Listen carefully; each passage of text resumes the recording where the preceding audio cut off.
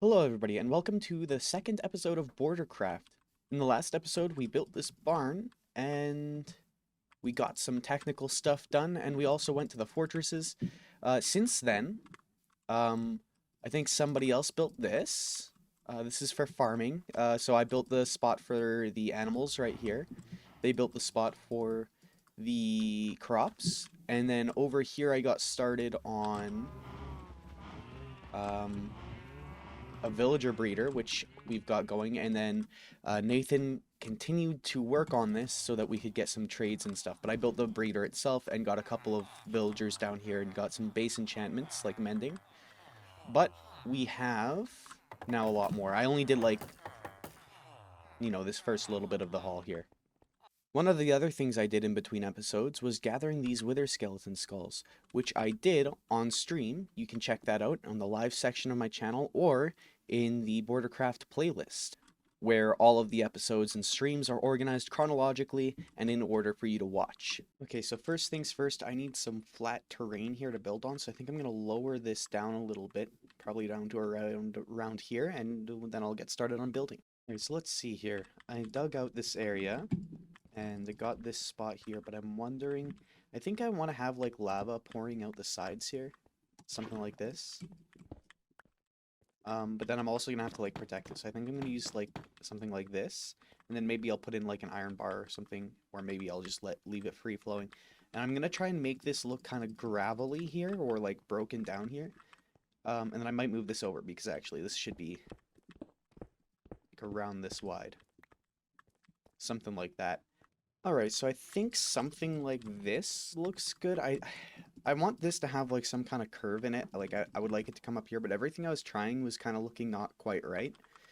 So maybe I'll try that later, or maybe this more square design will grow on me. I need to dig out this path. And I also want to, so I want this building to not just look nice, I want it to have a function. So this side of the wall here, probably to about like here. So probably like here to here, right? Maybe a bit longer up to that spot I dug out. I wanted to store minecarts that will come up through a alternate side, which will be like right around here, right? So I'll dig down around here, another path down that the player doesn't use, that they send minecarts back up from the bottom, because part of the problem with having a border size of 766 is that, well, we can't get to the end. And if we can't get to the end, that means no shulker boxes, which means that we actually have to have semi-creative solutions to dealing with inventory management. And I think that right now the best solution to that is to have actual, like, literally just minecarts with chests that I can send up here so that I can keep mining.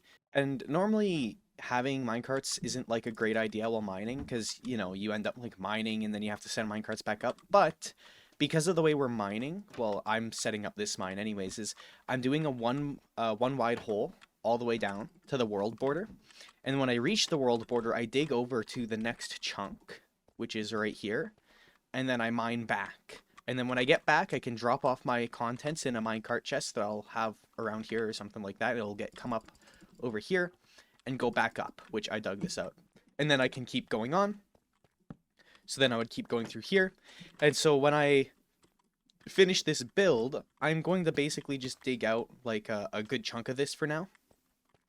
And then, every time you finish a layer, you just move this tunnel forward one chunk, right? And then you come back here because it needs to be over one chunk, because if I dig over there and come back, then I won't know when I got back. It won't, like, I won't open up into this area. So I have to basically dig this out over to chunk border if I really want this to be the way I want it to be. And then I'm also going to have it come past this side here. And as for the effectiveness of this mining, like just doing one set, so going from there and then looping around and coming back here, I got 27 diamond ore. I think I got this redstone. I think this is all one mining thing. I don't know if I mixed it with some other stuff. But yeah, I've got some deep slate gold and some iron. But I'm running out of iron. I can't build this next minecart system without more iron. Because I'm going to need lots of minecarts. I'm going to need lots of rails and powered rails and such. So I think I'm going to have to build an iron farm. Also, wearing diamond armor now, by the way. We got some trade villagers that sell diamond armor now, so we can buy it. Alright, now since I need a lot of iron for this, I think it is time to build an iron farm, and that's what I'm going to do right now. As I don't think I can really proceed and build without it. I hate how jungle trees, like, you think you break everything and then there's still one piece left. But I've got this that still needs to be done. I'm going to build the iron farm right next to it because they're both kind of temp, and if I'm going to have a bit of ugly, I think I would rather it be, like, together. Or maybe I can even merge the iron farm in this together. I don't know. But, like, basically, the problem with an iron farm is it's going to sit, I think, at least 16 blocks in the sky. 1, 2, 3, 4, 6, 7, 8, 9, 10, 11, 12, 13, 14, 15, 16. And then it would probably be like another 1, 2, 3, 4. Then we'll say 5 just for good measure. So then it'll be just sitting up here like this. Probably around like this width here. I love feather falling. And that's gonna, like, the fact that it's gonna be up there and then there's gonna be a tube coming down here, it's gonna look pretty ugly, which is like, I don't know what to do about it. I'm gonna have to make a pretty big structure, because the other problem with an iron farm is that there is a, I think, an 8-block distance. So from like here, I have to go 1, 2, 3, 4, 5, 6, 7, 8, and I can't build anything in this range, right? In like a square range or around the villagers up there. So it'd be like 8 blocks this way, I think 6 blocks down and up, and then another 8 blocks that way, and then that would be safe. The iron golems wouldn't be able to spawn, right? So basically I need a hollow box there for the spawning platform, and that's going to be pretty difficult to build around, I think, with the materials we've got. So just because of that, and because I'm not building a super efficient iron farm, I'm not sure if I'll be tearing this one down pretty soon. So I'm just going to build the iron farm, and then I'll worry about potentially decorating it after.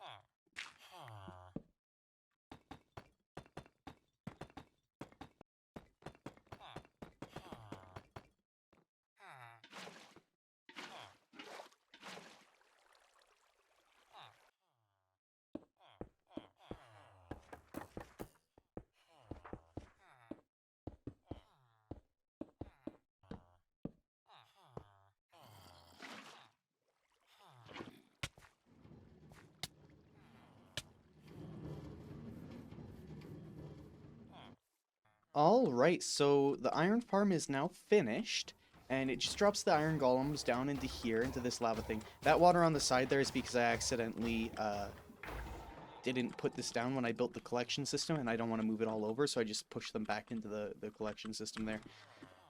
Just because I made it a little bit too small. But it pushes the iron into these chests, which I've got a pretty big buffer here, and the chests don't actually get filled that fast. I'd be surprised if we actually hit the top of this thing, especially since, you know, once it starts to fill up, we can just, like, throw in iron into the BP collector there. So, yeah, that's the iron farm. So now, once this sits for a little bit, I'll be able to start getting rails going, and I'll be able to make that or that minecart system. So with the iron farm done, I got this rail done. I just got the intermediate spot placed here. So it just goes down to, let me get, goes down to the mine system I have set up. And this isn't for user transport, so I'm not prettying it up. That staircase there is going to be for user transport. I might at some point make a rail, but I think more than likely, because people aren't really going to be using the stairs, I don't think, to get down here, I'll probably make like a bubble column that goes up and down here. But for now, this is fine. So what I want to do is I want to grab, so let's grab some levers here. and some bricks just to build with. So what I want to do is I want to have like 3 bricks, maybe 4 at some point if I need to add more players to this. But basically, what I'm gonna do is I'm going to have it so that when I flick this in a combination, so all up would be default, then one would be, say, me, then this one would be Lexi, that could be Nathan, and then like this would be like Hunter, right? So you can have up to 7 combinations out of these 3. So what I have to do is I have to encode this into binary and then send it up there, and then I can decode it from there. So in order to send this signal, I've got to get 1 wire from each of these up to the top there. And I think the best way to do it is just going to be to basically run the wire straight there, right? And I could use a vertical redstone thing, but then the problem with that is if I like do something like here, let me put this here. If I do something like this, right? Vertical redstone normally uses observers and pistons, or something like that, right? So if I used vertical redstone and somebody double clicked this, it would screw up the ordering, and I want the system to be robust, so I can't do that. So instead, I'm gonna run the wire straight up alongside this rail here, right? And so I have to have a system that takes that up there. And this is that system. So when you have 3 wires next to each other, you get 15 strength. So if you take it all the way to the end, it'll still keep track of which wire it was originally sent down. So as long as I'm taking the full length of the redstone, I can choose which output I want on, and so I can keep track. So if I have these 2 on, I'll choose, say, Syndicate.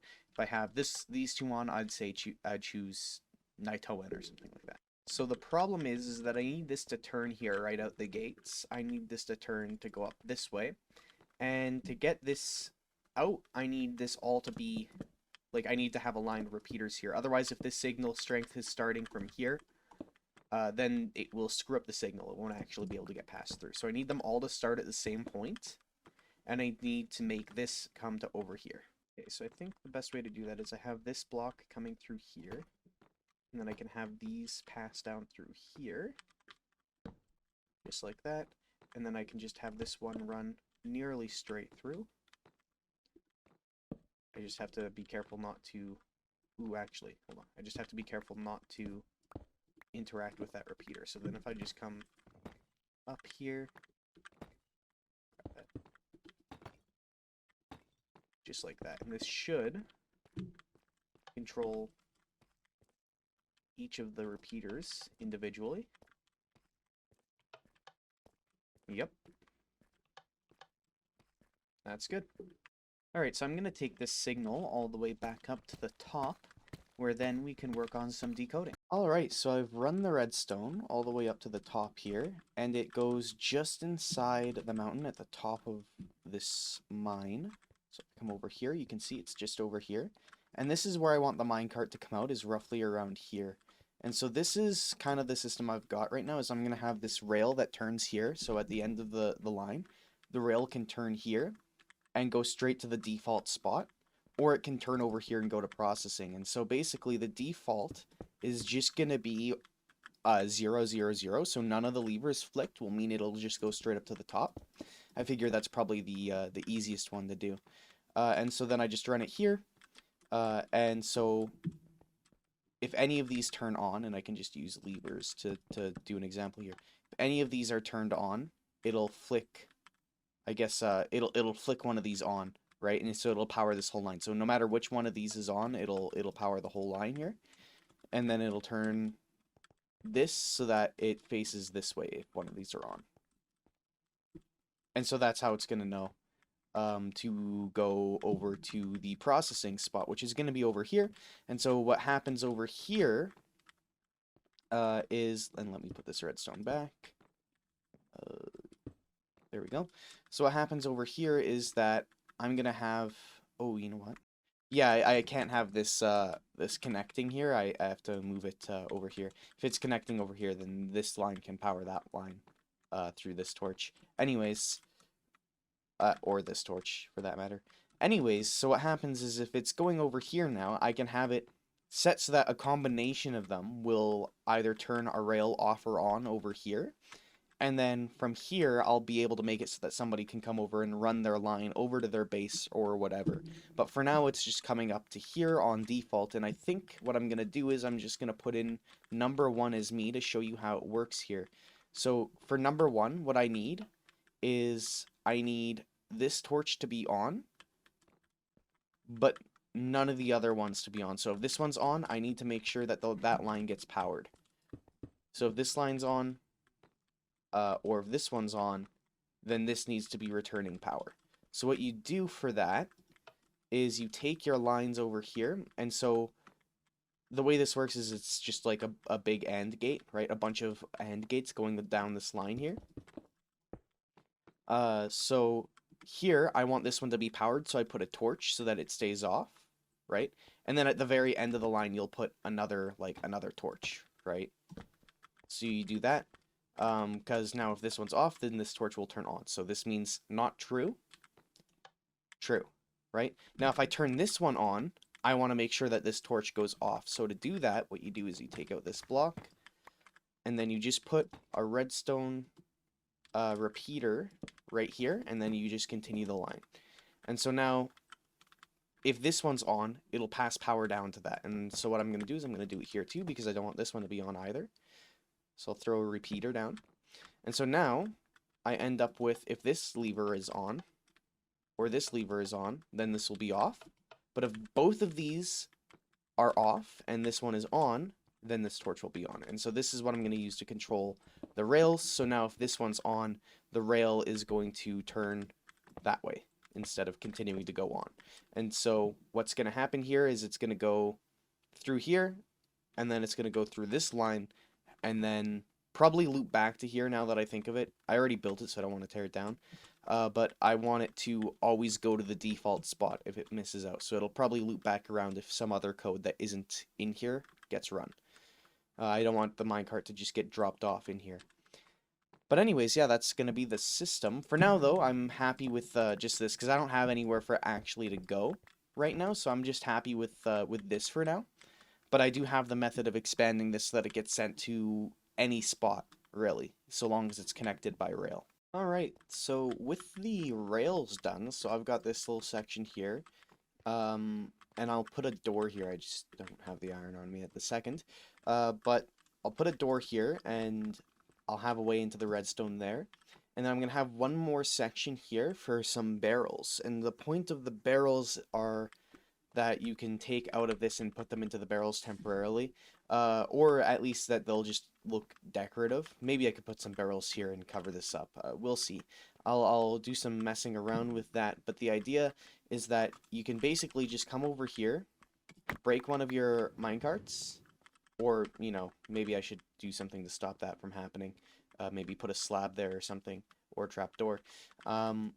But you break one of these, and then you can take it off to wherever you're going, and then you just keep breaking them, you know, one at a time, and then you'll get all your stuff at the end of your mining session, but you don't actually have to come up until you're done your mining session, right? So I think that this will be nice and handy for transporting materials up this, because this is like maybe a minute-long journey, and so if you have to take up, you know, 6 inventories worth of stuff, and instead you could just like kind of send them all to here, that would even just be a little bit nice. But even better would be if you had it directly going to your base and unloading, right? Which is what I'm gonna have eventually, and maybe other people might have eventually. Maybe they'll get me to install it for them, who knows. So the next thing I want to do is I want to terraform this area a little bit. If I come down here, which is gonna be kind of like the main area, I think, like even like minus this spot, which I'm eventually going to get rid of. If this is the base walking spot around here, I want you to be able to see the mine, but there's kind of a hill in the way, right? You can just barely see the top of where I started terraforming there, but that's not good enough. So what I want to see is I want to see a good view of the mine, and I also want a good chunk of this area to be switched to gravel, so it looks kind of like it's more like mineral-y, right? So I want it to be switched, the dirt replaced with gravel and andesite, and I want maybe some ores peeking out. Like this is like the mine spot here, but some like maybe some regular ores, like some coal ore, some iron ore peeking out, just so that it looks more resource rich over here, and looks more, well, miney. So let me get started on terraforming, and I'll see you guys then.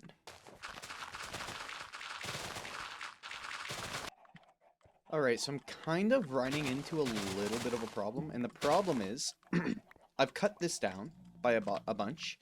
I'm gonna make that bigger, I think, because I don't like how small it looks from over here. But, you can still see it. So this is kind of like the incline that I want, and I think the incline is fine. But, so I'm gonna have to make like a little cliff drop here, which is fine. So I'm gonna cut that back a little bit, but I'm gonna leave it really steep. I'm also going to have it be really steep right around here too, and then maybe I'll have something coming around here. But here's the problem. I want to make this gravelly, right? But the more I think about it, the more I'm like, okay, well, I kind of want to make it more gravelly, like over here, there. Am I going to make the whole hill? Like, I think I might make this whole hill, like, on the side here, at least, you know, gravelly and ore-y.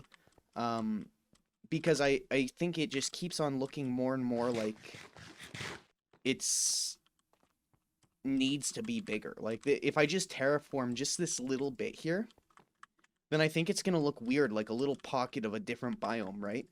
But it's not going to really have any fade, so I think I'm going to have to take this off, right? And I'm going to have to replace this grass here. And I'm probably going to have to come maybe up to around here, cut it off around here. We'll see.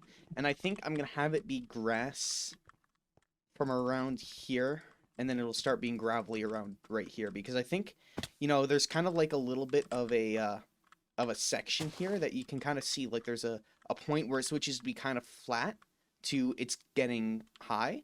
So I think I want to make it so that the high bit for this mountain chunk there, this mountain chunk here, and that bump there, I want that all to be rocky and gravelly.